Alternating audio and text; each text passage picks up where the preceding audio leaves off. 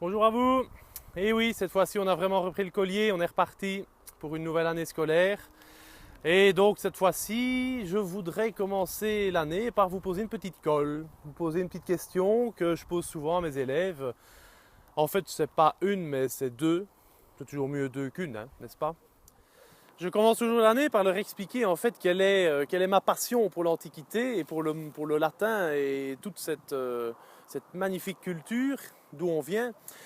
D'ailleurs, ils le comprennent très bien parce qu'en fait, l'adresse de l'école, c'est Chaussée Romaine. Alors, ça n'arrive pas à toutes les écoles, mais enfin, nous, on a de la chance. Donc, tant mieux, c'est quelque chose de très agréable que de pouvoir leur expliquer ça, en fait. Alors, dans les différents exemples qu'on peut citer, on peut parler de religion, on peut parler d'art, on peut parler d'architecture, on peut parler du droit, on peut parler de plein de domaines différents. Et il y a évidemment un domaine qui est prépondérant pour ça, c'est le domaine de la langue. Alors dans la langue, je commence par leur donner un petit exemple très simple avec les chiffres. Les chiffres de 1 à 10 en latin et dans les différentes langues romanes qui existent en Europe et ailleurs dans le monde bien entendu aussi. Et alors à ce moment-là, ils peuvent comparer les chiffres en latin et les chiffres en français. Et ça donne de belles questions en perspective parce que le nom des chiffres a laissé pas mal de choses dans notre culture. Alors quand vous voyez le tableau qui est là devant vous, est-ce que vous pouvez me donner le nom des 4 autres langues romanes, autres évidemment que le français? Le français, voilà, tout le monde connaît ces chiffres en français, j'imagine, j'espère, si vous êtes francophone. Et donc, est-ce que vous seriez capable de me donner les 4 autres langues issues du latin? Une fois qu'on a su donner les noms des langues qui sont dans le tableau que je vous ai montré là tout de suite, eh bien, le nom des chiffres en latin permet tout de suite d'évoquer d'autres choses qui sont, ma foi, très différentes les unes des autres. Une question qui ne rate évidemment jamais, c'est la connotation sexuelle du chiffre 6 en latin. Alors ça n'a rien à voir, hein, je vous rassure tout de suite, je ne vous fais pas un cours sur le sujet actuellement, mais le chiffre 6 en latin, sexe, n'a strictement rien à voir avec le sexe en français. Par contre, ça permet d'expliquer très facilement pourquoi le chiffre 6 se termine avec un X. Et ça, c'est beaucoup plus intéressant, évidemment, du point de vue de l'orthographe. Alors l'autre question qui vient assez rapidement, c'est la question des chiffres qui terminent la première dizaine. Vous avez le 7, le 8, le 9 et le 10. Septem, octo, noem et décem. Et ça, c'est mon autre question. Quel est le problème dans les chiffres que vous avez là devant vous? 7, 8, 9, 10. Quel est le problème dans ces chiffres? Il y en a un fondamental et il faut avoir l'œil pour le trouver. Alors, ce n'est pas un problème en latin, ce n'est pas un problème en français, les deux sont tout à fait logiques l'un par rapport à l'autre, mais il faut penser que ce sont des chiffres. Et puisque ce sont des chiffres, eh bien, il faut réfléchir avec le nombre des mois.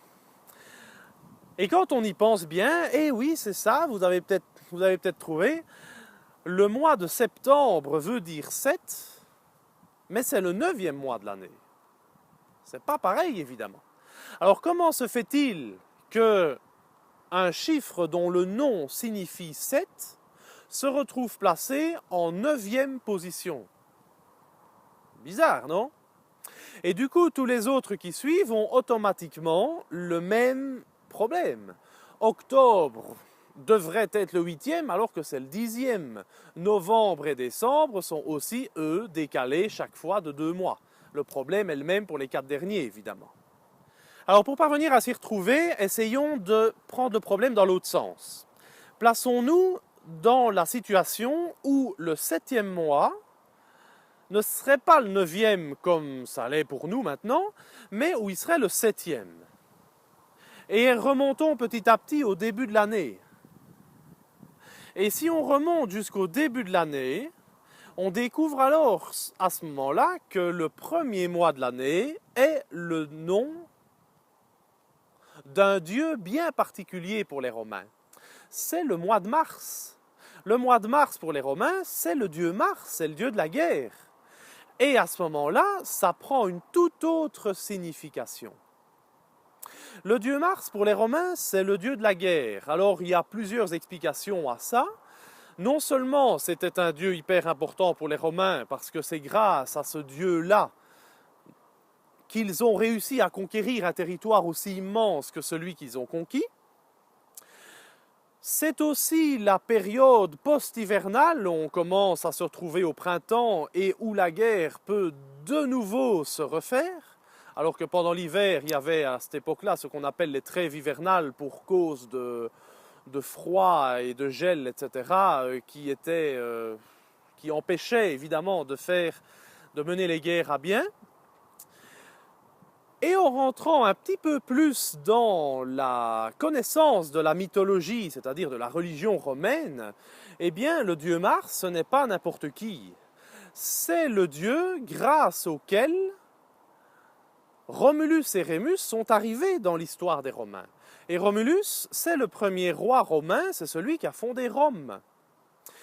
Donc, du coup, se retrouve en première place au début de l'année le dieu qui non seulement a permis la création même de Rome, mais aussi son expansion à travers les territoires énormes qui se trouvent autour de la mer Méditerranée.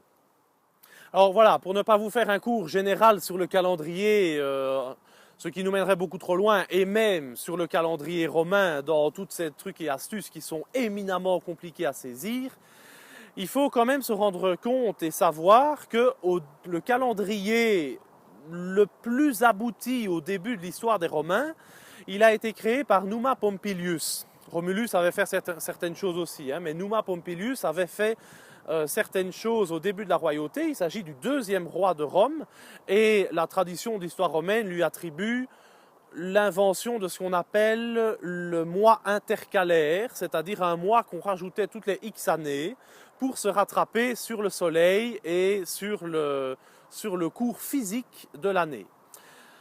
Alors ce n'était pas quelque chose de mirobolant au point de vue calcul, mais enfin ça avait le mérite d'exister et de fixer pas mal de fêtes religieuses, puisque le calendrier romain était aussi fixé en fonction des grandes fêtes de leur religion, de leur mythologie. Et donc petit à petit on s'est rendu compte qu'il y avait des décalages au fur et à mesure du temps. Et c'est au cours de la République, aux alentours de 153 avant Jésus-Christ, si ma mémoire est bonne, qu'on a non pas supprimé ce mois-là, mais commencé à refaire des petits ajustements. Et les petits ajustements ont consisté, entre autres, à faire passer les 2 mois de janvier et février qui se trouvaient à la fin de l'année scolaire, les retransvaser au début de l'année scolaire. Ce qui a évidemment eu pour impact que le mois de mars n'est plus resté le premier mois de l'année, forcément. Et du coup, c'est de là que le mois de septembre est resté avec son nom d'origine, tout en devenant de facto le 9e mois de l'année. Et donc cet exemple me sert pour montrer exactement l'importance fondamentale de la culture et de la langue latine dans notre société, parce que ici, plus de 2000 ans après, et bien plus de 2000 ans après, puisque c'était avant Jésus-Christ, ça, eh bien, on a encore le nom des mois dans notre vécu quotidien, et quand on y réfléchit, ça ne correspond plus à la réalité, et ce depuis bien longtemps. Et il y a eu de multiples essais au cours de l'histoire pour changer le nom de ces mois.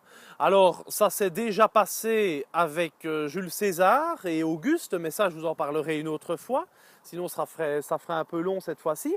Mais ça s'est passé aussi avec les empereurs romains. Les empereurs romains ont voulu donner à ces mois-là des noms qui leur étaient propres avec leurs propres noms et les noms de leurs ancêtres et de leur famille. Ça a échoué, on est revenu à ce système-là. À l'autre bout de l'histoire, à la Révolution française, on a voulu aussi faire table rase de tous ces noms issus d'une grande tradition venue de l'Empire romain, et on a voulu les remplacer. Vous savez forcément que ça a été un échec puisqu'on a toujours les noms d'origine, mais donc au fur et à mesure de l'histoire, on a voulu effacer ces traces à certains moments, les Romains eux-mêmes avec les empereurs, et puis bien entendu la Révolution française qui voulait faire table rase de beaucoup de choses, mais l'histoire a été la plus forte. Et c'est incroyable de voir à quel point c'est ancré dans notre vie et dans notre vécu quotidien. Alors j'ai oublié évidemment de répondre à la première question qui était celle de savoir quelles étaient les langues romanes. Alors dans les langues romanes, il y a évidemment l'italien, l'espagnol, le portugais, qui faisait évidemment partie de la péninsule ibérique. Mais la dernière, ça, elle est beaucoup plus difficile à trouver. Alors, vous avez eu le temps d'y réfléchir depuis le début de la vidéo. Est-ce que vous l'avez trouvé? Je ne sais pas. À vous de voir. Eh bien, je vais vous la dire, on quitte l'Occident et on va plus vers l'Europe de l'Est. Et en Europe de l'Est, il y a un pays qui a été conquis au IIe siècle après Jésus-Christ par l'empereur Trajan, et qui est la Roumanie. Là, en Roumanie, on parle forcément le roumain, et évidemment, il suffit d'une toute petite observation de mots pour se rendre compte qu'entre le roumain et le mot romain, il n'y a qu'une seule lettre de différence. Il n'y a qu'une seule lettre de différence, tout simplement, parce que la langue roumaine vient de la langue des Romains. Et petite parenthèse pour terminer, ça veut dire que nous qui sommes si habitués à apprendre des langues comme le néerlandais en Belgique ou l'anglais qui est devenu une langue assez véhiculaire dans le monde évidemment, ou même l'espagnol, langue parlée à plein d'endroits dans le monde aussi, eh bien nous devrions avoir normalement plus facile à apprendre le roumain qu'à apprendre l'anglais. Puisque l'anglais n'est pas une langue romane, elle ne vient pas du latin. Alors ça nous paraît assez bizarre, et moi le premier, hein. Ça fait déjà longtemps, pas mal d'années, que je sais que le roumain est une langue romane, mais chaque fois que j'y repense, je me dis, oui, pourtant, voilà, je peux me débrouiller en anglais, en roumain, je ne connais rien. Enfin, à part les chiffres que je vous ai montrés tout à l'heure. Donc voilà. Première petite vidéo pour la rentrée, vous voyez un petit peu comment je procéderai, je vous en ferai quelques-unes de temps en temps, mais voilà, comme ça vous pourrez au fur et à mesure de l'année découvrir pas mal de choses de cette pérennité du latin dans notre culture, que ce soit dans la langue, dans d'autres domaines, etc. Je vous souhaite à tous une bonne année scolaire pour ceux qui sont dans le monde de l'enseignement, une bonne année scolaire à mes élèves, ceux qui voient ces vidéos qui ne sont pas dans l'enseignement, eh bien je vous souhaite une bonne fin d'année civile et à très bientôt pour une prochaine vidéo. Au revoir tout le monde!